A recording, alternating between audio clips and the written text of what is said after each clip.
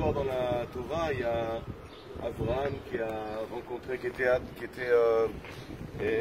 qui a rencontré, comment il s'appelle en français, Ephron. Ephron. Et il a perdu un animal qui s'est coincé dans les feuillages, et donc il est parti le chercher, et là il a vu que c'était il a reconnu, il a vu que c'était l'endroit où il y avait Adam et Ève qui étaient enterrés là, il a ressenti la lumière. Et cet endroit-là était complètement défriché pour le peuple des Hittites, c'était pas tellement important pour eux. Et donc il a compris ça, il a pas dit que c'était cet endroit-là. C'est le premier endroit dans la Torah où on apprend comment faire un fils. Et il n'a pas dit qu'il était intéressé pour ça. Et le bélier il s'est coincé dans les feuillages, et donc il a vu que c'était ça. Il a pensé après qu'il voulait ce endroit-là pour aller faire sa femme. Donc Ephron, il a dit que s'il veut un terrain, etc. Donc il a dit, il lui a proposé ce terrain-là, c'est le terrain le plus mal entretenu, etc., que personne n'aurait voulu, d'accord? Et donc il a voulu donner gratuitement, et Abraham a dit non, je veux l'acheter 400 shekels pour que ça soit comme un contrat qui a été écrit. Donc il a écrit 400 shekels, il y a un code dedans, mais il faut savoir que cet endroit c'est encore plus bas que ça en réalité, cette grotte, c'est là-bas où sont enterrés les patriarches. Là où on va aller, c'est en hauteur, on va être bien au-dessus.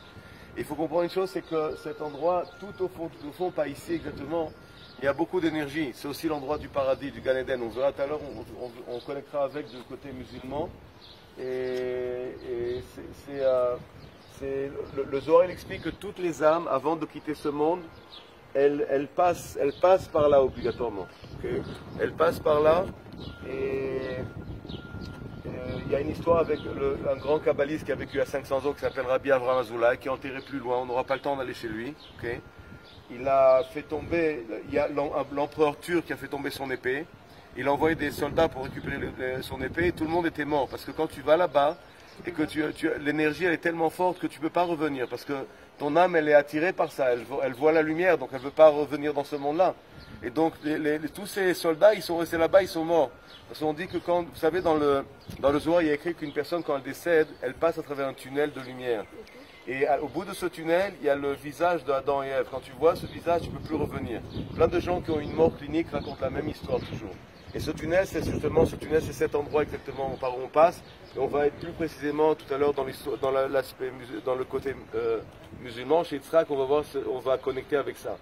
Et donc, l'empereur turc, qui voulait récupérer son épée, il a dit ok. Il a dit si je récupère pas mon épée, je vais tuer. Il y avait un village de juifs.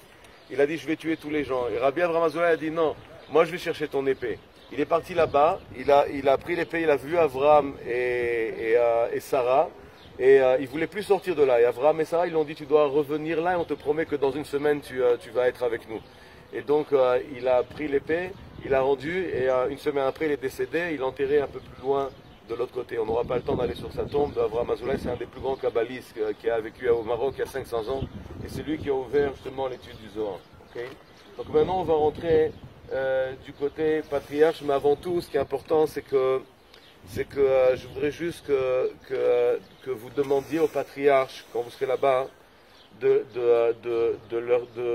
vous aider à voir le potentiel de votre âme, pour qu'il aide justement à révéler ce potentiel intérieur. Okay? On va avancer vers dans la